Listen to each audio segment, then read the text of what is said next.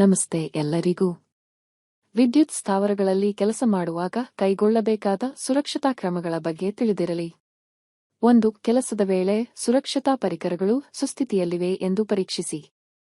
2. Insulated suit ಧರಿಸಿ ಕಾರ್ಯನಿರ್ವಹಿಸಿ.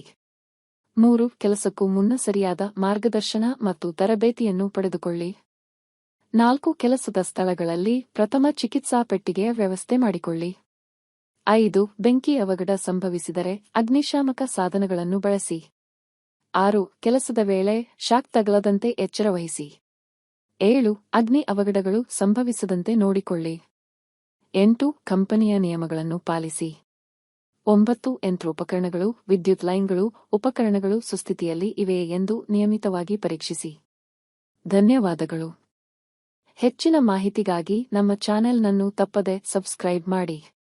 ಮತ್ತೊಮ್ಮೆ ಎಲ್ಲರಿಗೂ ಧನ್ಯವಾದಗಳು.